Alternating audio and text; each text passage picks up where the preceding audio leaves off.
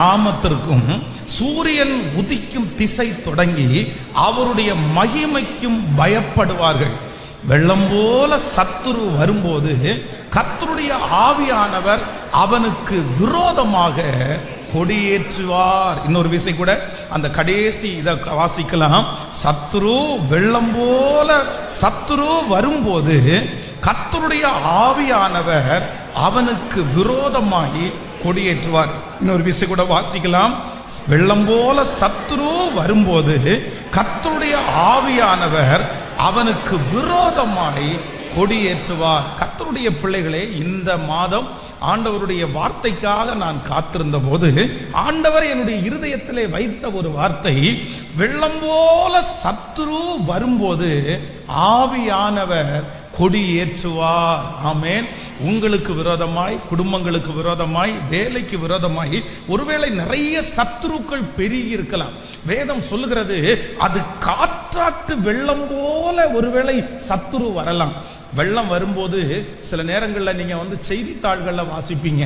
கடந்த சமீபமான வருஷங்களில் கூட ஒரு பெரிய மழை வெள்ளம் தமிழ்நாட்டில் ஒரு பகுதியை ராத்திரி தூங்கிட்டு இருக்கும்போது பல நூற்றுக்கணக்கான ஜனங்கள் அந்த இடத்துல இறந்தாங்க. அப்ப அந்த இடத்துல சர்ச் பண்ணும்போது இது எப்படி நடந்துச்சு, ஏன் ஜனங்கள் ஓடலையா, ஜனங்கள் தப்பு வைக்கலையா, அப்போ அது எவ்வளவு நேரத்துல நடந்துச்சு அப்படின்னு சொன்னா, அவங்க எல்லாம் தூங்க போகிற வரைக்கும் ஒண்ணுமே இல்லை.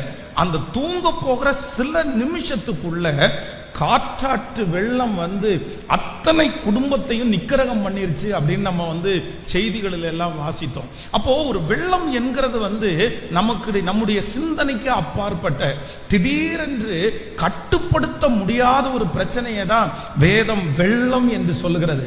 ஆனா ஆண்டவர் என்ன வாக்கு கொடுக்கிறார் அப்படின்னா, உங்க வாழ்க்கையில வெள்ளம் போல சத்துரு வந்தாலும் உங்களுடைய நாலேஜுக்கு இல்லாம, உங்களுடைய கட்டுப்பாட்டுக்கு மிஞ்சி ஒருவேளை நீங்கள் எதிர்பாராத ஒரு பிரச்சனை கடந்த மாதத்திலிருந்து உங்களை தேடி வரலாம்.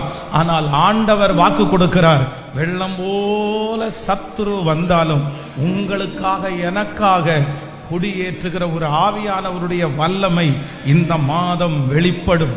இந்த மாதம் உங்களுடைய பிரச்சனையிலே என் தேவன் கொடியேற்றுவேன் என்று கர்த்தர் வாக்கு கொடுக்கிறார்.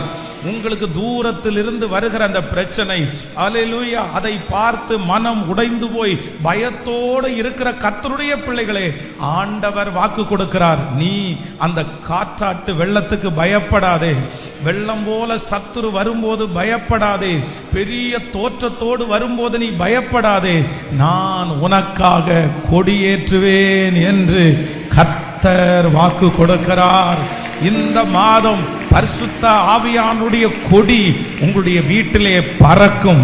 இந்த மாதம் பரிசுத்த ஆவியானவர் உங்களுக்காக உங்கள் வேலை ஸ்தலத்திலே ஒரு கொடி ஏற்றுவார்.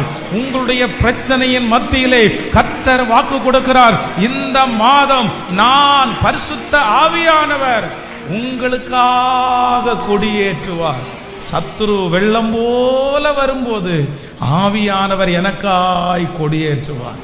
ஆவியானவர் எனக்காய் கொடியேற்றுவார். கர்த்தருடைய பிள்ளைகளே, ஒரு யுத்தம் நடக்கும் போது பொதுவாக யுத்தத்திலே நிறைய பார்ட் இருக்குது. முன்னாடி நிக்கிறவங்க யாரு, ஆயுதம் வைத்திருக்கிறவங்க யாரு, பெரிய குதிரைகளில் வருகிறவங்க யாரு, இப்படி ஒவ்வொருத்தருக்கும் ஒவ்வொரு வேலை கொடுத்திருப்பார்கள். அதுல ஒரு முக்கியமான வேலை யாருக்கு கொடுத்திருப்பாங்க அப்படின்னு சொன்னா, ஒருத்தரை கொடி ஏற்றுகிறதற்காக ஒருத்தரை நியமிச்சிருப்பாங்க. என்ன அப்படின்னு சொன்னா, அந்த யுத்தத்துல வெற்றியை அவர் பார்க்க என்ன பண்ணுவாருன்னா, இந்த கொடி மேல போகும் கீழே வரும், மேல போகும் கீழே வரும். இங்க இவங்க ஜெயிக்கிறது மாதிரி இருந்துச்சுன்னா அவர் அந்த கொடியை ஏற்றுவார். கடைசியில அந்த கொடி ஏற்றுவதற்காக நியமிக்கப்பட்டிருக்கிற அந்த மனிதர் கொடி ஏற்றும் போது முழு ஜனங்களுக்கும் ஒரு சந்தோஷம் உண்டாகும். நான் நம்புகிறேன் கர்த்தர் உங்களுக்கும் எனக்கும் வாக்கு கொடுக்கிறார். உங்க வாழ்க்கையில கொடி ஏற்றுவதற்கென்று பரிசுத்த ஆவியானவர் இருக்கிறார். உங்களுக்கு விரோதமாய் வருகிற பிரச்சனையை பார்த்து நீங்க எவ்வளவும் பயப்பட வேண்டாம். கர்த்தர் வாக்கு கொடுக்கிறார், வெள்ளம் போல சத்துரு வந்தாலும், உன் கண்ட்ரோலுக்கு மிஞ்சி சத்துரு வந்தாலும், உங்களுடைய எல்லையை தாண்டி வந்தாலும், இதற்கு முன்னாடி நிற்கவே முடியாது என்று பயந்து போனாலும் கர்த்தர் வாக்கு கொடுக்கிறார், கொடி ஏற்றுகிறதற்கு ஒருவர் இருக்கிறார். உங்களுக்காக கொடி ஏற்றுவதற்கு ஒருவர் நின்று கொண்டிருக்கிறார்.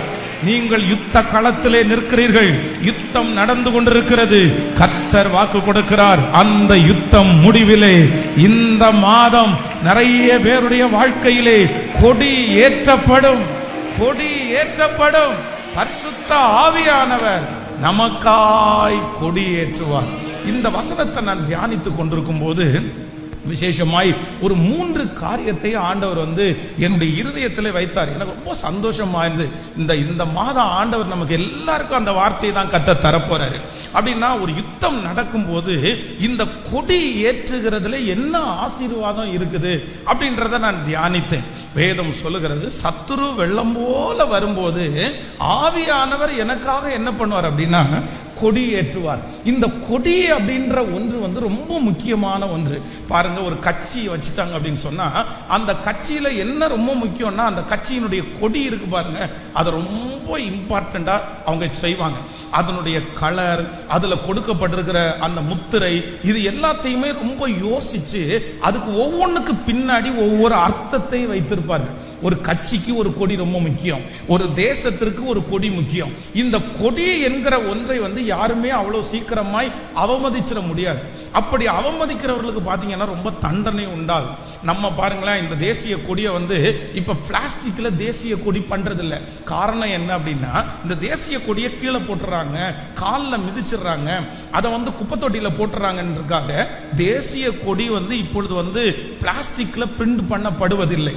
அதே போல அந்த கொடியில யாராவது உட்கார்ந்துட்டாங்கன்னா, அந்த கொடியை தலையில எடுத்து தலைப்பாகையா கட்டிட்டாங்கன்னா, அந்த கொடியை எடுத்து முகம் தொடச்சாங்கன்னா, உடனே அந்த நேரத்திலேயே அதை கண்டுபிடிச்சா இந்த கொடி அவமதிப்பு என்கிற ஒண்ணுல அவங்கள பல ஆண்டு ஜெயில கூட போட்டிருக்காங்க. அப்ப இந்த கொடியை முக்கியத்துவப்படுத்துவாங்க. அப்ப நான் நம்புறேன், நம்முடைய ஆண்டவர் இந்த மாதம் வாக்கு கொடுக்கிறார், நான் உனக்காக என்ன செய்வேன் அப்படின்னா கொடி ஏற்றுவேன், கொடி ஏற்றுவேன். இந்த கொடி ஏற்றுகிறது எதற்காக அப்படின்னு வாசிக்கும் போது ஒரு 3 வசனங்களை ஆண்டவர் ஞாபகப்படுத்தினார். வாசிக்கலாம். ஒன்றாவது, நீங்கள் 1 சாமுவேல் 30ஆம் அதிகாரத்தினுடைய 8வது வசனத்தை வாசிக்கலாமா? 1 சாமுவேல் 30ஆம் அதிகாரம் 8வது வசனம். தாவீது கர்த்தரை நோக்கி, நான் அந்த தண்டை பின்தொடர வேண்டுமா, அதை பிடிப்பேனா என்று கேட்டான். அதற்கு அவர், அதை பின்தொடர், நீ அதை பிடித்து சகலத்தையும் திருப்பி கொள்ளுவாய் என்றார். இன்னொரு விஷயம் கூட எல்லாரும் வாசிக்கலாம். தாவீது கர்த்தரை நோக்கி, நான் அந்த தண்டை பின்தொடர வேண்டுமா, அதை பிடிப்பேனா என்று கேட்டான். அதற்கு அவர், அதை பின்தொடர், அதை பிடித்து சகலத்தையும் திருப்பிக் கொள்ளுவாய். கைகளை உயர்த்தி ஒரு ஹல்லேலூயா. கர்த்தருடைய பிள்ளைகளை ஒன்று நினைத்துக் கொள்ளுங்கள். இந்த கொடி என்கிற ஒன்று கர்த்தர் சொல்லுகிறார், சத்துரு வெள்ளம் போல வரும்போது ஆவியானவர் உனக்காக என்ன பண்ணுவார் அப்படின்னா கொடியேற்றுவார். எனக்காக ஆண்டவர் கொடியேற்றுவார். அப்போ இந்த கொடியினுடைய முதல் ஆசீர்வாதம் என்ன அப்படின்னு சொன்னா, ஒரு யுத்தத்தில் நிற்கிற ஒரு மனிதனுடைய கையிலே கொடியை கொடுத்து, எப்பா இந்த கொடி மேல பறக்கணும்பா, ஆனா அந்த கொடி பறக்கிறதுக்கு ஒரு டைம் இருக்குது. என்ன டைம் இருக்கு அப்படின்னு சொன்னா, யுத்தத்தில் அவர்கள் ஜெயித்தார்கள் என்கிறதனுடைய அர்த்தம் தான் கொடி ஏற்றப்படுகிறது. அவ்வளவுதான். ஒரு கொடி ஏத்தியாச்சு அப்படின்னு சொன்னா அந்த எதிரியினுடைய நாடு என்ன சொல்லுவோம் அப்படின்னு சொன்னா, எப்பா எல்லாரும் திரும்பிடலாம்ப்பா, எல்லாரும் திரும்பிடலாம். ஆனா இந்த கொடி நீங்க நினைக்கிறது மாதிரி அவ்வளவுதான் 100% ஜெயிச்சதற்கு பிறகு ஏற்றப்படுவதற்காக அல்ல. எதிரி பலவீனமாகி அவ்வளவுதான், இனி அவங்க தோற்றுருவாங்க, நம்ம ஜெயிச்சிருவோம் அப்படின்ற ஒரு சூழ்நிலை வரும்போது இந்த கொடி என்ன பண்ணுவோம்னா கொஞ்சம் கொஞ்சமா மேல ஏறும். ஆண்டவர் இன்றைக்கு முதலாவதாக என்ன வாக்கு கொடுக்கிறார் அப்படின்னா, நீங்கள் அந்த பிரச்சனையை சந்திக்கிறதற்கு முன்பாகவே, அந்த போராட்டத்தை சந்திக்கிறதுக்கு முன்னாடியே இப்ப என்ன பண்ணியிருக்குன்னா ஒரு கொடி ஏற்றப்பட்டிருக்கிறது. இந்த கொடி இப்ப ஏற்றப்படக்கூடாது, ஜெயித்ததற்கு பிறகுதான் ஏற்றப்பட வேண்டும். இது வின் பண்ணதுக்கு அப்புறம் தான் இந்த கொடி ஏற்றப்படணும். ஆனா நிறைய பேருடைய வாழ்க்கையில கொடி முன்னாடியே ஏற்றப்பட்டிருக்கிறது.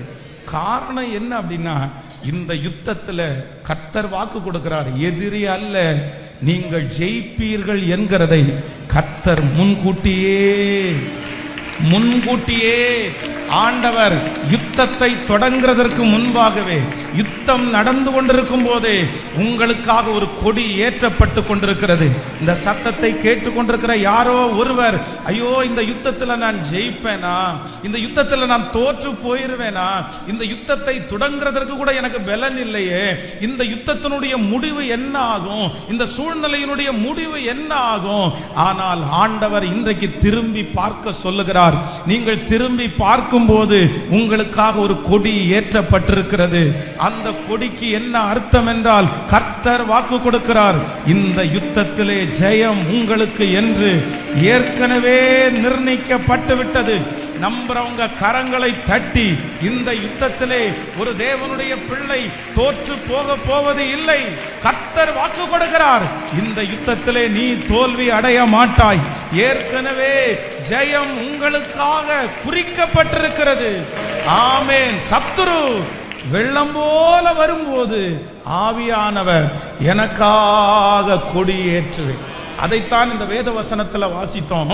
சங்கீதக்காரனாகிய தாவீது சொல்லுகிறான், நிற்கிறதற்கு அவர்களுக்கு பலன் இல்லை. கூட வந்தவங்க எல்லாருமே ரொம்ப சோர்ந்து போயிட்டாங்க. ஆண்டவரே, அந்த தண்டை பின்தொடரட்டுமா, நான் பிடிப்பேனா, என் கூட இருக்கிறவங்க எல்லாம் பலவீனப்பட்டுட்டாங்க, நான் இந்த யுத்தத்துல ஜெயம் பெற்றுவேனா, இந்த பிரச்சனை எனக்கு சரியாகுமா, நான் இதுக்கு தொடர்ந்து போலாமா அப்படின்னு கேட்கிறாரு. கேட்ட உடனே ஆண்டவருடைய வார்த்தை வருது, நீ அந்த தண்டை பின்தொடர், நீ சகலத்தையும் திருப்பி கொள்ளுவாய். யுத்தமே ஆரம்பிக்கல, யுத்தமே இன்னும் நடக்கல. ஆனா கர்த்தர் அந்த மனுஷனை பார்த்து என்ன சொல்றாரு அப்படின்னா, நீ தைரியமாயிரு, ஜெயமோ கர்த்தரால். குதிரை யுத்த நாளுக்காக ஆயத்தமாக்கப்படும். ஜெயமோ. இன்றைக்கு ஆண்டவர் யாரோ ஒருத்தடத்துல தெளிவாய் பேசுகிறார். இந்த மாதம் ஆண்டவர் வாக்கு கொடுக்கிறார், இந்த யுத்தத்துல நீ ஜெயிப்பாய். இந்த யுத்தத்திலே ஜெயம் முன்பாகவே நிர்ணயிக்கப்பட்டது. இந்த காரியத்திலே ஏற்கனவே ஜெயம் உங்களுக்காக குறிக்கப்பட்டிருக்கிறது. கர்த்தர் கொடி ஏற்றிட்டாரு, ஆண்டவர் கொடி ஏற்றிட்டாரு. கர்த்தர் சொல்றாரு, இனி எந்த நெகட்டிவ் எண்ணமும் வேண்டாம், இனி அவிசுவாசம் உங்களுக்கு வேண்டாம், உங்களுடைய மனம் தளரவே வேண்டாம். நீங்க ஜெபம் பண்ணும் போது கூட எப்படி ஜெபம் பண்ணணும்னா, எனக்கு ஜெயம் கொடுத்ததற்காக ஸ்தோத்திரம், எனக்கு வெற்றியை கொடுத்ததற்காக ஸ்தோத்திரம். நான் நம்புறேன் இன்னைக்கு ஒரு கொடி உங்களுக்கு எனக்காக ஏற்றப்பட்டிருக்கிறது. அந்த கொடியினுடைய அர்த்தம் என்ன அப்படின்னு சொன்னா, என் பிள்ளை இன்னும் யுத்தத்தையே தொடங்கலைன்னாலும் ஜெயம் ஜெயம் ஜெயம், என்னுடைய பிள்ளைக்கு தான் ஜெயம். முடிவு உங்கள் பக்கத்துல தான், முடிவு உங்க பக்கத்துல தான். கர்த்தர் வாக்கு கொடுக்கிறார், காரியம் எப்படி வேண்டும் என்றாலும் மாறட்டும், எப்படி வேண்டும் என்றாலும் மாறட்டும். யுத்தத்துல அந்த பக்கத்துல ஜெயிக்கும் போது அந்த பக்கத்துல கை தட்டலாம், இந்த பக்கத்துல ஜெயிக்கும் போது இந்த பக்கத்துல கை தட்டலாம். ஆனா எல்லாருடைய கண்ணும் எதை பார்க்கும் அப்படின்னு சொன்னா, யார் ஜெயிக்க போறா, யார் ஜெயிக்க போறா. ஆனா ஆண்டவர் நமக்கு வாக்கு கொடுக்கிறார், ஜெயத்தை முன்னாடியே கர்த்தர் எழுதி இருக்கிறார். யாரும் ஜெயிக்கிறதை குறித்து நீங்க வருத்தப்படவே வேண்டாம். பாச என்னமோ தெரியல, அவங்க தான் ரொம்ப போறது மாதிரி தெரியுது. கர்த்தர் உங்க கரத்தை பிடிச்சி சொல்றாரு, முடிவில் ஜெயமோ, முடிவில் உங்க கொடி ஏற்றப்படும். உங்களுக்காக ஒரு கொடி பறக்கிறது. கர்த்தர் சொல்லுகிறார், நான் உனக்கு ஆயத்தம் பண்ணி இருக்கிறதை உங்க கண் காணல, உங்க காது கேட்கல. ஆனால் கர்த்தர் உலக தோற்றத்திற்கு முன்னே, உருவாக்கும் முன்னே ஒரு ஜெயத்தை கர்த்தர் எழுதி வைத்திருக்கிறார். இந்த போராட்டத்தை பார்த்து பயப்படாதிருங்கள், இந்த சூழ்நிலையை பார்த்து பயப்படாதிருங்கள். இன்றைக்கு மற்றவர்கள் ஜெயிக்கிறதை குறித்து கர்த்தர் சொல்லுகிறார், நீ சோர்ந்தே போகாதப்பா, நீ சோர்ந்தே போகாத, முடிவிலே உனக்கு ஜெயத்தை கொடுக்கிற கர்த்தர். நம்புறவங்க மட்டும் கையை மேல உயர்த்தி முழு பலத்தோடு கூட, எஸ், கர்த்தர் வாக்கு கொடுக்கிறார், உனக்காக நான் கொடி ஏற்றுகிறேன், உங்க பிள்ளைகளுக்காக நான் கொடி ஏற்றிட்டேன். சொல்லுங்க, நன்றி ஆண்டவரேன்னு சொல்லுங்க. முழு பலத்தோட கூட, முழு பலத்தோட கூட. இல்ல மகனே, அந்த காரியத்தை குறித்து பயப்பட வேண்டாம். எவ்வளவு பெரிய பராக்கிரமசாலிகளை குறித்து பயப்பட வேண்டாம். உனக்கு விரோதமாக யுத்தம் பண்ணுகிற அந்த மனுஷன் எவ்வளவு பெரிய நபரா இருந்தாலும் பயப்பட வேண்டாம். கர்த்தர் வாக்கு கொடுக்கிறார், ஜெயத்தை நான் ஏற்கனவே உனக்காக அறிவித்தேன். உனக்காக ஒரு கொடி பறந்து கொண்டிருக்கிறது, முன்னறிவிக்கப்பட்டு விட்டது. இந்த காரியத்திலே ஜெயம் உங்களுக்கு தான், இந்த காரியத்திலே ஜெயம் உங்களுடைய குடும்பத்திற்கு தான், இந்த காரியத்திலே ஜெயம் திருச்சபைக்கு தான், இந்த காரியத்திலே ஜெயம் நமக்கு தான். ஜெயம் கொடுக்கும் தேவன், ஹல்லேலூயா, ஜெயம் கொடுக்கும் தேவனுக்கு கோடி கோடி ஸ்தோத்திரம். வாழ்வழிக்கும் இயேசு ராஜாவுக்கு வாழ்நாளெல்லாம் ஸ்தோத்திரம். பாடுவோம். ஜெயம் கொடுக்கும் தேவனுக்கு கோடி கோடி ஸ்தோத்திரம். வாழ்வழிக்கும் இயேசு ராஜாவுக்கு வாழ்நாளெல்லாம் ஸ்தோத்திரம். அல்லேலூயா அல்லேலூயா பாடுவே, ஆனந்த துனியா உயர்த்துவே. அல்லேலூயா அல்லேலூயா பாடுவே, ஆனந்த துனியா உயர்த்துவே. ஜெயம் கொடுக்கும் தேவனுக்கு கோடி கோடி ஸ்தோத்திரம். வாழ்வழிக்கும் இயேசு ராஜாவுக்கு வாழ்நாளெல்லாம் ஸ்தோத்திரம். ஹல்லேலூயா. சத்துரு வெள்ளம் போல வரும்போது ஆவியானவர் எனக்காக கொடியேற்றுவேன். இந்த மாதம் நம்ம விசுவாசிக்க வேண்டிய ஒரு வாக்கு தத்தம். சத்துரு வெள்ளம் போல வரும்போது ஆவியானவர் எனக்காக கொடியேற்றுவேன். எனக்காக ஒரு கொடி ஏற்றப்பட்டிருக்கிறது. இதனுடைய முதல் அர்த்தம் என்ன அப்படின்னு சொன்னா, கர்த்தர் வாக்கு கொடுக்கிறாரு, நீ யுத்தத்தை ஆரம்பிக்கிறதுக்கு முன்னாடியே உனக்கு வெற்றியை யாருமே அறிவிக்க மாட்டாங்க. ஆனா கர்த்தர் வாக்கு கொடுக்கிறார், நீ பயப்படாத, என்ன நடந்தாலும் நீ யோசிக்காத. ஜெயம் யாருக்கு அப்படின்னா, முடிவிலே நீ தான் ஜெயிப்பாய். என்ன நடந்தாலும் நம்ம தான் ஜெயிக்க பண்ண போறோம். கர்த்தர் உங்களை என்னை தான் இந்த காரியத்தை குறித்து, காரியம் எப்படி வேணாலும் மாறி மாறி மாறி மாறி மாறி வரலாம். ஆனா உங்க இருதயம் ஒன்றை மட்டும் நம்பட்டும், முடிவில் யாருக்கு தான் ஜெயம் அப்படின்னு சொன்னா, எனக்கே ஜெயம் கொடுக்கிற தேவன்.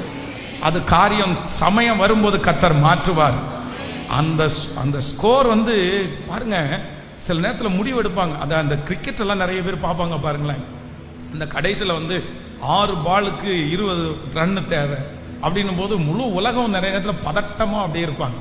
ஏன் அப்படின்னா அந்த அந்த முடிவை வந்து அவங்களால தெரிஞ்சுக்கவே முடியாது. படபடப்பாக இருக்கும்.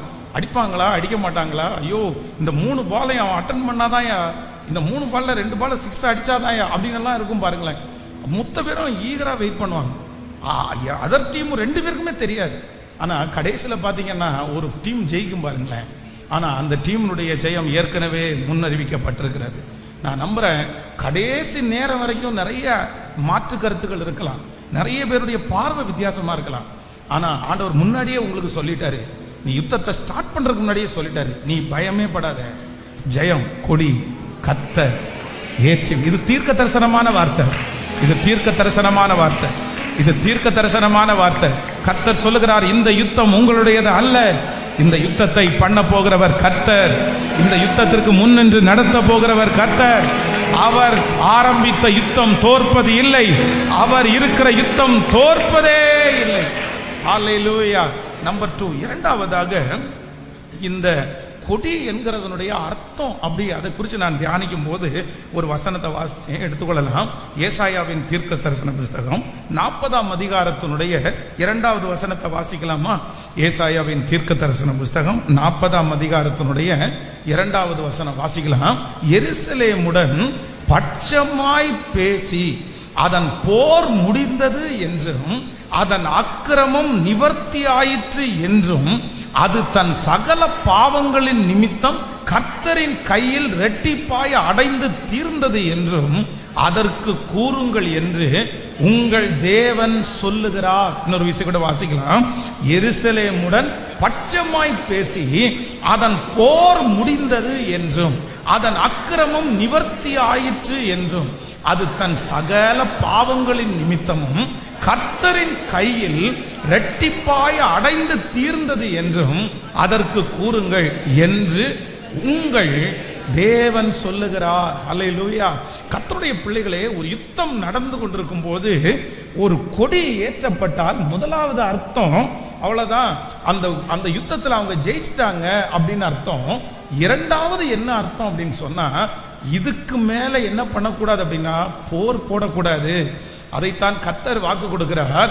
எருசலேமிடத்திலே போய் பட்சமாய் பேசி ஒன்னு சொல்லுங்க, ஆவியானவர் கொடி ஏற்றிட்டாரு, இனி யுத்தம் பண்ண வேண்டாம், யுத்தம் முடிவிற்கு வந்தது, நான் நம்புகிறேன் இந்த மாதம் ஆண்டவர் உங்க எல்லாருக்கும், நமக்கு எல்லாருக்கும் கர்த்தர் வாக்கு கொடுக்கிறார். நான் கொடி ஏற்றிட்டேன். இந்த கொடி ஏற்றினதுக்கு அர்த்தம் என்ன அப்படின்னு சொன்னா, யுத்தம் முடிந்தது, யுத்தம் முடிந்தது. நான் தீர்க்க தரிசனமாய் சொல்லுகிறேன், அநேகருடைய யுத்தத்திற்கு கர்த்தர் இந்த மாதத்திலே ஒரு முடிவை கர்த்தர் கொண்டு வர போகிறார். அநேக பிரச்சனைகளுக்கு கர்த்தர் ஒரு முடிவை கொண்டு வர போகிறார். நிச்சயமாகவே முடிவு உண்டு. உன் நம்பிக்கை வீண் போகாது. அந்த போராட்டத்திற்கு ஒரு முடிவை கர்த்தர் கொண்டு வர போகிறார். ஆவியானவர் ஏற்றுகிற அந்த கொடியை அநேகர் பார்த்து, அதுவும் உங்களுக்கு விரோதமாய் எழும்பி இருக்கிற சத்துரு பார்த்து என்ன சொல்ல போறார் அப்படின்னா, இன்று கண்ட எகிப்தியனை இனி என்றுமே காண்பது இல்லை. ஆமென். சத்துரு இனி உட்புகுதல் இருக்கவே இருக்காது. இஸ்ரவேல் ஜனங்களை எகிப்திலிருந்து கர்த்தர் அழைத்து கொண்டு போய் கானான் தேசத்திலே இருக்கிற ஏத்தியர், எபூசியர், கிர்காசியர் எல்லாரையும் துரத்தி விட்டு பாலும் தேனும் ஓடுகிற ஒரு இடத்திலே சமாதானமாய் உட்கார வைப்பாரே. ஆனால் அங்கு பயப்படுத்துவார் இல்லை, அங்கே அச்சுறுத்துவார் அந்த இடத்துல இல்லை, அங்கே பிடுங்குவார் அந்த இடத்துல இல்லை, அங்கே சமாதான குறைவு இல்லை.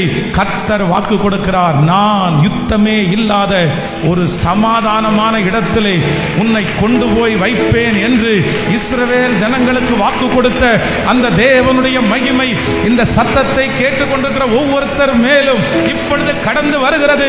சத்துரு வெள்ளம் போல வரும்போது ஆவியானவர் எனக்காய் கொடியேற்றுகிறார். அவர் வாக்கு கொடுக்கிறார், இந்த யுத்தம் முடிவிற்கு வந்தது, இந்த யுத்தம் முடிவிற்கு வந்தது. சீரியருடைய தண்டுகள் பின்பு வரவே இல்லை. அவ்வளவு நாட்களும் சீரியர்கள் வந்து இஸ்ரவேல் ஜனங்களை துன்புறுத்திட்டே இருந்தாங்க. ஆனா ஆண்டவர் வாக்கு கொடுக்கிறார், ஒரு தீர்க்கதரிசியை எழுப்பிட்டாரு. அதற்கு பிறகு சீரியருடைய தண்டுகள் இஸ்ரவேலை தொந்தரவு பண்ணவே இல்லையாமா. காரணம் என்னன்னா, என்னுடைய ஆண்டவர் கொடி ஏற்றினார். இந்த மாதம் உங்களுக்கு நடக்க போகிறது, இந்த மாதம் உங்களுக்கு நடக்க போகிறது. கர்த்தர் வாக்கு கொடுக்கிறார், நான் உனக்கு கொடி ஏற்றி இருக்கிறேன், நான் உனக்கு கொடி ஏற்றி இருக்கிறேன். இந்த கொடியினுடைய அர்த்தம் என்ன அப்படின்னு சொன்னா, போர். சொல்லுங்க பார்க்கலாம், போர் முடிந்தது. எல்லாரும் சொல்லுங்க, போர் முடிந்தது. இனி அந்த பயம் இல்லை, இனி அந்த நஷ்டம் இல்லை, இனி அந்த இழப்பு இல்லை, இனி அந்த ஆக்சிடென்ட் இல்லை. அல்லேலூயா. இது தீர்க்க தரிசனமான வார்த்தை. நம்புறவங்க கைகளை உயர்த்தி அறிக்கை செய்யுங்க, அறிக்கை செய்யுங்க, அறிக்கை செய்யுங்க. நான் என் கண்ணுக்கு முன்னாடி தரிசனத்தில் கொண்டு வரேன். அல்லேலூயா. இந்த இடம் முழுக்க தேவனுடைய ஒரு பெரிய கொடி ஏற்றப்பட்டிருக்கிறது. கர்த்தர் ஒரு பிரம்மாண்டமான கொடி இங்கே ஏற்றுகிறது. அந்த கொடியினுடைய அர்த்தம், இனி போராடுகிறவர்கள் இல்லை, இனி வழக்காடுவோர் இல்லை, இனி எதிரிகள் இல்லை, இனி உன் பட்சத்திலே ஒருவரும் வர முடியாது. இயேசுவின் நாமத்தினால, இயேசுவின் நாமத்தினால இந்த வார்த்தை அப்படியே விசுவாசிக்கிறவர்கள் நடப்பதாக. இந்த காதுகள் எந்த காதுகள் எல்லாம் கேட்கிறதோ அங்கெல்லாம் இந்த வசனம் இப்பொழுது நிலைப்படுவதாக. இனி சத்துரு உள்புகுதல் இருக்காது. உன் வழியாய் சத்துரு வருவது இல்லை. வாதை உன் கூடாரத்தை அணுகாது. உனக்கு விரோதமாய் உருவாக்கப்படும் எந்த ஆயுதமும் அது வாய்க்காதே போகும். ஒரு வழியாய் வருகிற சத்துரு 7 வழியாய் அக்கினி அக்கினி அக்கினி அக்கினி. ஆவியானவரே, உம்முடைய பரலோக மகிமை, உம்முடைய பிரசன்னம் இப்பொழுது கொடி ஏற்றப்படுவதாக. சத்துரு வெள்ளம் போல வரும்போது எங்களுக்காய் கொடி ஏற்றுகிற ஆவியானுடைய பெரிய மகிமை ஊற்றப்படுவதாக, ஊற்றப்படுவதாக. அல்லேலூயா. எத்தனை பேர் விசுவாசிக்கிறீர்கள்? நம்பர் 1, எனக்காக ஆவியானவர் கொடியேற்றுவார்.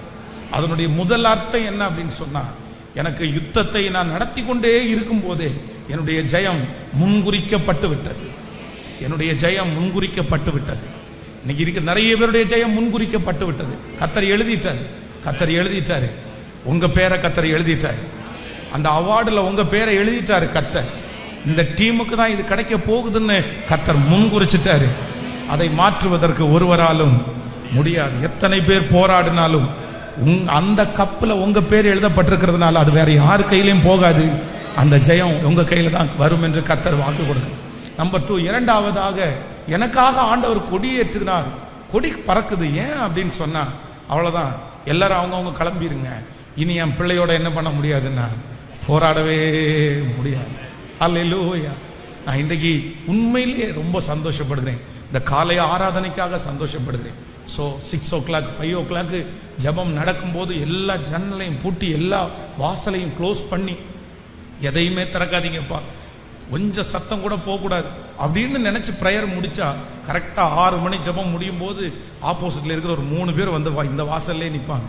என்ன ஒரே சத்தமாக இருக்குது, சத்தம் போட்டே இருக்கிறீங்க, தூங்கணுமா வேண்டாமா, கம்ப்ளைண்ட் கொடுக்கலாமா வேண்டாமா, கம்ப்ளைண்ட் வேணா கொடுத்துடட்டுமா, அவ்வளவு நெருக்கம். ஆனால் இன்றைக்கு இந்த இடத்துல வந்ததுக்கப்புறம் நான் நினைக்கிறேன், ஆண்டவர் எவ்வளவு நல்லவர். அன்னைக்கு அவங்க நிற்கும் போது எனக்காய் கொடியேற்றினார், உங்களுக்காக எனக்காய் கொடியேற்றினார். நான் நம்புறேன் இப்போ அது அவர்கள் யாருமே இல்லை, அவர்கள் யாருமே இல்லை. நான் நம்புகிறேன் சுற்றியும் கர்த்தர் இளைப்பாறுதலை கொடுக்கும். நமக்கு இந்த திருச்சபைக்கு செய்த ஆண்டவர் உங்களுக்கு செய்ய மாட்டாரா? உங்க குடும்பத்திற்கு செய்ய மாட்டாரா? உங்க பிள்ளைகளுக்கு செய்ய மாட்டாரா? என் பிள்ளையினுடைய போர் எப்ப முடியும்னு நீங்க நினைச்சு கலங்க வேண்டாம். கர்த்தர் வாக்கு கொடுக்கிறார், உன் பிள்ளையினுடைய குடும்பத்தில் நடக்கிற போரை நான் முடிச்சு வைப்பேன். இந்த மாதம் பரிசுத்த ஆவியானவர் கொடி ஏற்றுவார். சுற்றி இருக்கிற அந்த யுத்தத்திற்கு ஒரு முடிவை கர்த்தர் கொண்டு வருவார். கர்த்தர் வாக்கு கொடுக்கிறார், நிச்சயமாகவே முடிவு உண்டு, முடிவு உண்டு. இந்த யுத்தத்திற்கு முடிவு உண்டு, இந்த பிரச்சனைக்கு முடிவு உண்டு, இந்த அவமானத்திற்கு முடிவு உண்டு. என் தேவன் கொடி ஏற்றுகிறார். அவருடைய கொடி, சிலுவை கொடி இந்த மாதம் பறந்து கொண்டிருக்கிறது. உன் வீட்டின் மேலே பறக்கிறது, உங்க இருதயத்திலே பறக்கிறது. ஓ, தொழில் செய்கிற இடத்திலே சிலுவை கொடி பறக்கிறது. போர் முடிந்தது, போர் முடிந்தது. ஹல்லேலூயா. கைகளை அசைத்து ஒரு ஹல்லேலூயா சொல்லலாம். நம்பர் 3, மூன்றாவதாக இந்த கொடி ஒரு பெரிய அர்த்தத்தை கொடுக்குது. வாசிக்கலாம், வேதத்தை திறந்து எரேமியாவின் தீர்க்க தரிசன புஸ்தகத்தில் 50ஆம் அதிகாரம் 2வது வசனத்தை வாசிக்கலாமா? எரேமியாவின் தீர்க்க தரிசன புஸ்தகம் 50ஆம் அதிகாரம் 2வது வசனம்.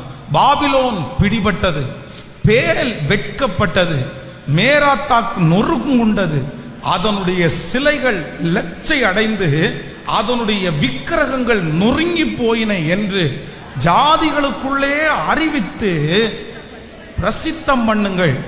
இதை மறைக்காமல் கொடி ஏற்றி விளம்பரம் பண்ணுங்கள். இன்னொரு விஷயம் கூட வாசிக்கலாம்.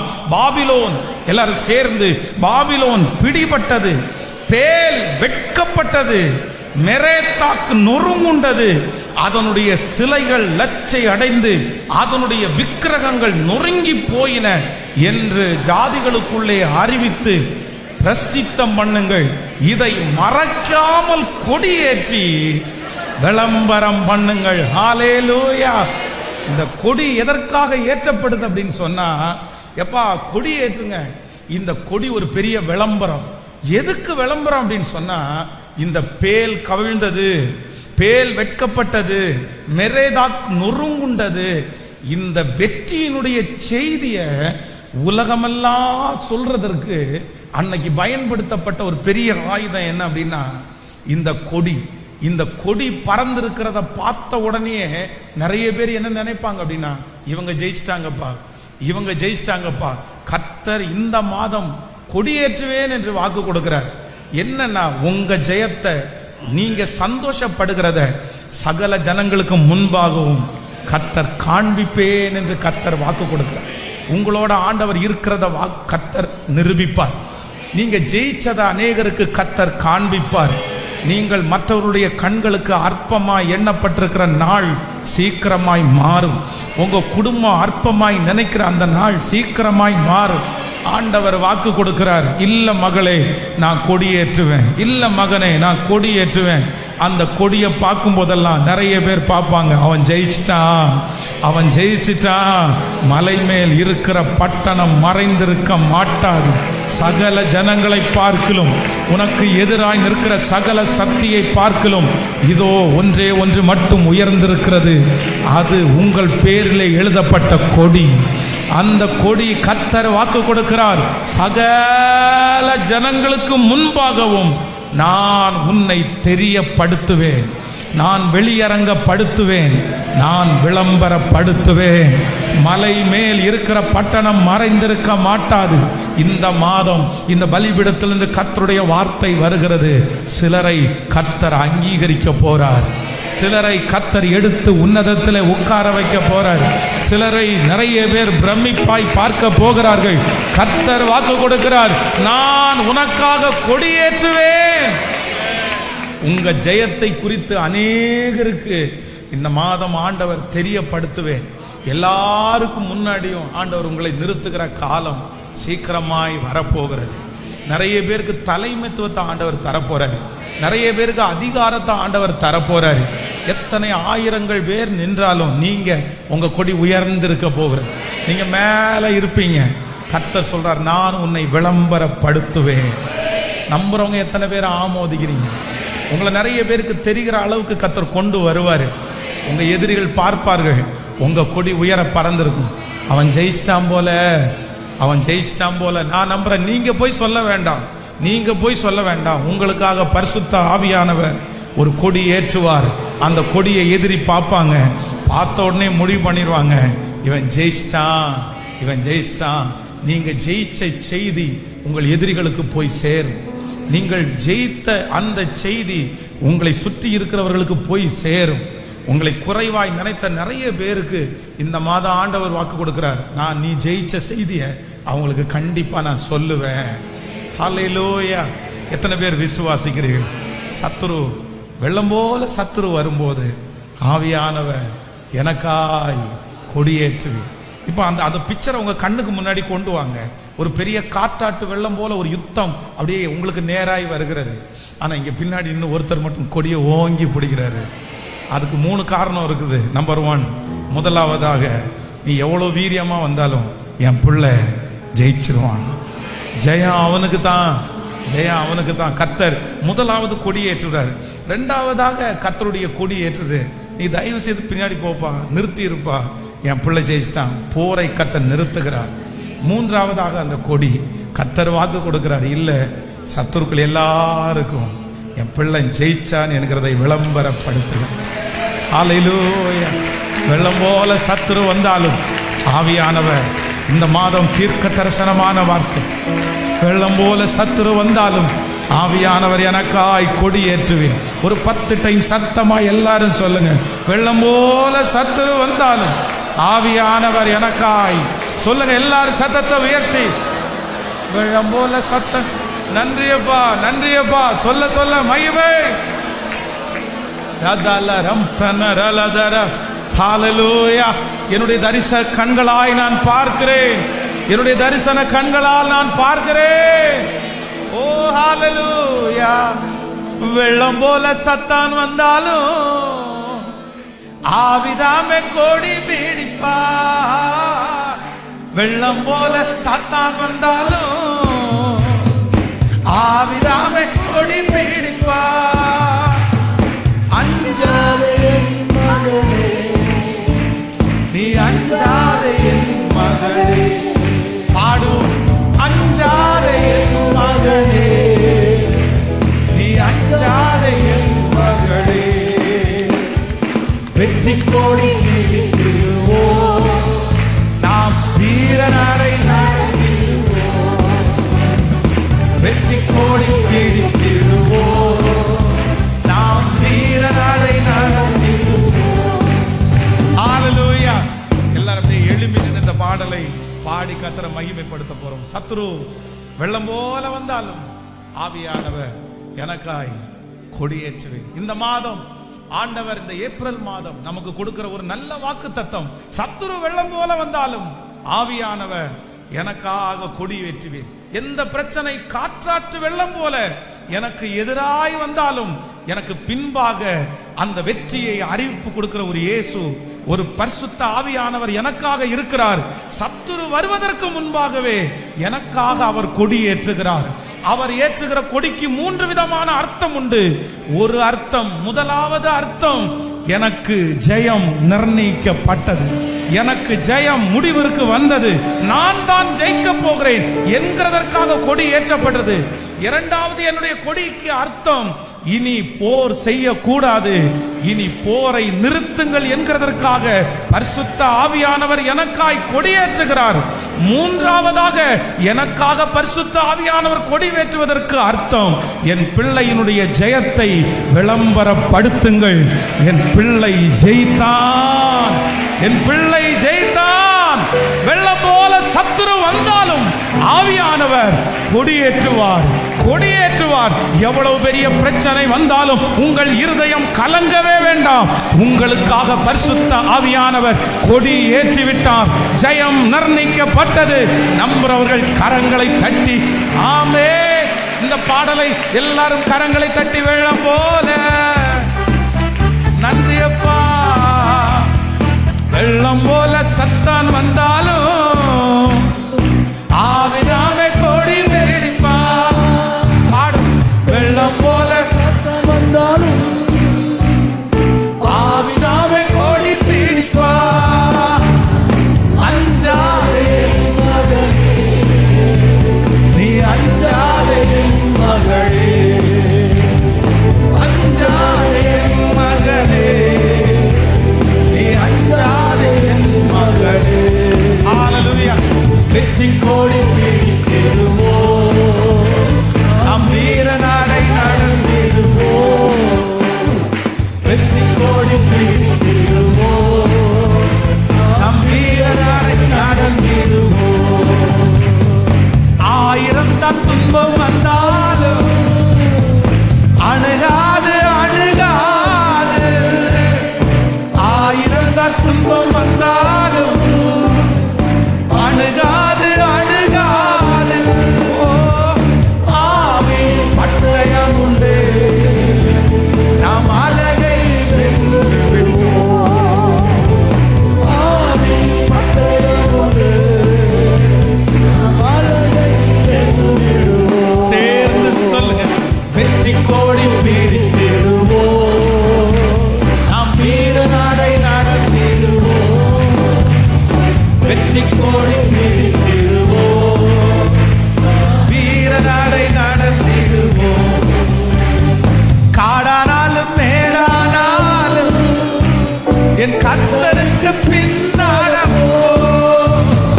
காடானாலும் மேடானாலும் என் கர்த்தருக்கு பின்னாடவோம். காலம் கை வைத்தினோ திரும்பி பார்க்க மாட்டோம்.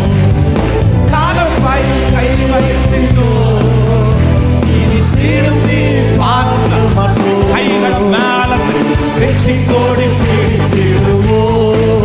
மகிமை மகிமை ஆவியானுடைய பலத்த கிரியை.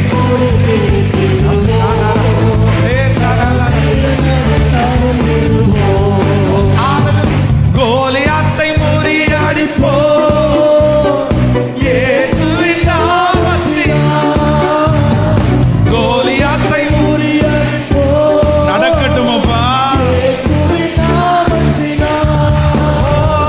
விசுவாச கேடயத்தால் நாம் பிசாசை வென்றிடுவோம்.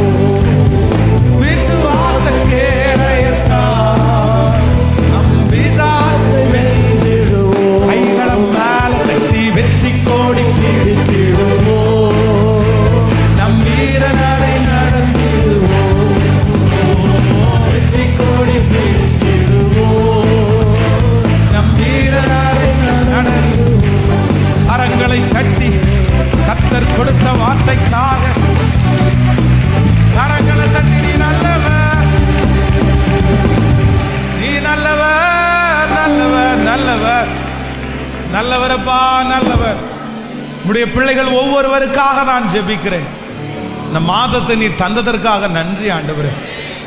இந்த காலையில் உடைய சத்தத்தை கேட்க பண்ணதற்காக நன்றி ஆண்டவரே. நன்றி அப்பா. வெள்ளம் போல சத்துரு வந்தாலும் நான் உனக்காக கொடி ஏற்று அப்பா இந்த மாதத்தை எங்களுக்கு ஆசீர்வதித்து கொடுங்க ராஜா. நீர் இந்த உலகத்துல வாழ்ந்த நாட்களில் அதிகமாய் பாடுபட்ட மாதமாதாப்பா. இந்த மாதத்தை நிறைய பேர் அனுசரிச்சுக்கிறாங்க. ஆனா நீங்க அதிகமாய் பாடுபட்ட மாதமும் அதுதான். நீர் எங்களுக்காக ஜெயத்தை கொடுத்த மாதமும் அதுதான் ஆண்டவரே. அந்த சூழ்நிலை ரொம்ப நாள் நீடிக்கல, அந்த சோதனை ரொம்ப நாள் நீடிக்கல, அந்த வருத்தம் ரொம்ப நாள் நீடிக்கல. என் தேவன் கல்லறைகளை பிறந்து உயிரோட எழுகிறவராய் எங்களுக்கு முன்பாக இருக்கிறீரே ஆண்டவரே. Thank you G. இந்த மாதம் ஜெயிக்கிற மாதமா மாறட்டும் ஆண்டவரே. நிறைய பேருடைய இருதயத்துக்குள்ள நீங்க ஒரு வெற்றியை கொடுங்க ஆண்டவரே. நீங்க உயிர்த்தெழுந்த அன்னைக்கு இந்த உலகத்துல எவ்வளவு பெரிய சந்தோஷம், எவ்வளவு பெரிய வெற்றி, அதே வெற்றி அதே சந்தோஷம் இந்த மாதத்துல இந்த சத்தத்தை கேட்கிற ஒவ்வொரு பிள்ளைகளுடைய வாழ்க்கையிலையும் அது நடக்கட்டும்னு சொல்லி நான் ஜெபிக்கிறேன் ஆண்டவரே. இறங்குங்கப்பா, இறங்குங்கப்பா. இந்த 40 நாள் ஜெபம் முடியும் போது ஒரு அற்புதம் நடக்கணும் ஆண்டவரே. அவங்க ஜெப குறிப்புகளுக்கு எல்லாம் பதில் கிடைக்கணும் ஆண்டவரே. இந்த மாதம் ஒரு சாட்சி அல்ல, ஆயிரக்கணக்கான சாட்சிகள் எழும்பட்டும். இயேசுவின் நாமத்தினால குடும்பத்திற்கு விரோதமாய் போராடுகிற சர்ப்பத்தின் ஆவிகள், எல்லா அந்தகார கிரியைகள், தேவையற்ற கெட்ட சொப்பனத்தை கொண்டு வந்து சிதறடிக்க பண்ணுகிற வல்லமைகள், செய்வனை கட்டுகள், மாந்திரிக கட்டுகள், பொறாமைகள் இயேசுவின் நாமத்தினால இப்பொழுது சுட்டரிக்கப்படுவதாக, சுட்டரிக்கப்படுவதாக, இயேசுவின் நாமத்தினால சுட்டரிக்கப்படுவதாக. நன்றி ஆண்டவரே. ஹோலி வீக் ஆண்டவரே, வருகிற வாரத்தினுடைய அடுத்த வாரம் நடைபெற போகிற அந்த ஒரு வார கூட்டத்தை கர்த்தர் ஆசீர்வதிங்க. டெய்லி மார்னிங் நாங்க அதிகாலையில எழும்பி உங்க சமூகத்துல வந்து கிருபையை பெற்று கொள்ளணும். இந்த மாதம் முழுக்க நீங்க பேசுகிறத நாங்க பார்க்கணும். குட் ஃப்ரைடே சர்வீஸ்ல ஆண்டவருடைய மகிமை விளங்கட்டும். ஈஸ்டர் ஆராதனையில ரட்சிக்கப்படாத ஜனங்கள் வரணும், அவங்க இந்த இடத்துல வந்து ரட்சிக்கப்படணும் ஆண்டவரே. நன்றி. இந்த ஊழியத்தை தாங்குகிற பிள்ளைகளுக்காக ஜெபிக்கிறேன் ஆண்டவரே. 1000 மடங்கு ஆசீர்வதிங்க ஆண்டவரே. இந்த ஊழியத்தை நீங்க கனப்படுத்துறதற்காக நன்றி ஆண்டவரே. எத்தனையோ பிள்ளைகள் தசம பாகத்தினால, காணிக்கைகளினால ஆண்டவரே அவங்க பின்னாடி இருந்து தாங்குறாங்களே. ஒவ்வொரு காரியத்தையும், திருச்சபையினுடைய கடன் காரியங்கள் ஆண்டவரே, ஒவ்வொரு காரியத்தை பார்த்து பார்த்து அன்பின் விருந்து இப்படி எல்லாம் உதவி செய்கிறாங்களே ஆண்டவரே. அவங்க நல்லா இருக்கட்டும் ஆண்டவரே. அவங்க கைகளை கர்த்தர் ஆசீர்வதிங்க ஆண்டவரே. நஷ்டங்கள் வரக்கூடாதப்பா, மருத்துவமனை செலவு வரக்கூடாது ஆண்டவரே. நன்றி அப்பா. சாப்பிடுகிற ஆகாரம், குடிக்கிற தண்ணீர், சுவாசிக்கிற காற்று, பண்ணுகிற பிரயாணம், செய்கிற வேலை, இவை எல்லாவற்றிலையும் என் ஆண்டவருடைய பிளஸ்ஸிங் ஆண்டவரே. குடிக்கிற தண்ணீர், சுவாசிக்கிற காற்று, சாப்பிடுகிற ஆகாரம், பண்ணுகிற பிரயாணம், செய்கிற வேலை, இவை அனைத்திலையும் என் ஆண்டவருடைய ஆசீர்வாதம் என் பிள்ளைங்க அத்தனை பேருடைய தலையின் மேலும் ஆமென் ஆமென் என்றும். இந்த மாதம் திருமண நாளை காண்கிற, பிறந்த நாளை காண்கிற பிள்ளைகள் மேல் ஒரு விசேஷித்த அனுக்கிரகம் இருப்பதாக ராஜா. எங்க கம்ஃபர்ட் சர்ச்சுக்கு நன்றி அப்பா. ஃபில்லர்ஸ் தூண்களை எழுப்புங்க ஆண்டவர், எழுப்புங்க ராஜா. இந்த ஊழியம் ஆண்டவரே இந்த பட்டணத்தோடையோ இந்த பகுதியோடையோ அல்ல, இது உலகமே சந்திக்கிற ஒரு ஊழியமா மாறட்டும். இங்க இருந்து ஒரு நதி கடந்து போய் எந்தெந்த இடத்துல எல்லாம் ஆத்துமாக்கள் மரித்து போக கிடக்குறாங்களோ அவங்களுக்கெல்லாம் ஜீவன் கொடுக்கிற அளவிற்கு இந்த நதி பாய்வி பறக்கிற ஆறை போல இப்பொழுது ஒவ்வொருத்தரையும் தொடுவதாக. இந்த ஊழியத்துல கூட நிக்கிற பிள்ளைகள் ஆண்டவரே ஆசீர்வதிக்கப்படுவார்களாக. Thank you Jesus. உங்க கிருபையின் கரங்களில் தாழ்த்தி நாங்கள் சமர்ப்பிக்கிறோம். எங்கள் பிள்ளைகள் கைகளில் வைத்திருக்கிற காணிக்கைகளை, தசம பாகங்களை ஆசீர்வதிப்பீராக. இயேசுவின் மூலம் ஜெபம் ஏறெடுக்கிறோம் நல்ல பிதாவே. என் ஆத்துமாவே கர்த்தரை ஸ்தோத்திரி, என் முழுவதுமே பரிசுத்த நாமத்தை ஸ்தோத்திரி. என் ஆத்துமாவே கர்த்தரை ஸ்தோத்திரி, கர்த்தர் செய்த சகல உபகாரங்களையும் மறவாதே. ஆமென். ஹல்லேலூயா, ஹல்லேலூயா, ஹல்லேலூயா. Praise the Lord. ஆண்டவர் இந்த மாதம் உங்களை ஆச்சரியமாய் வழி நடத்துவாராக. இந்த மாதம் உங்களுக்கு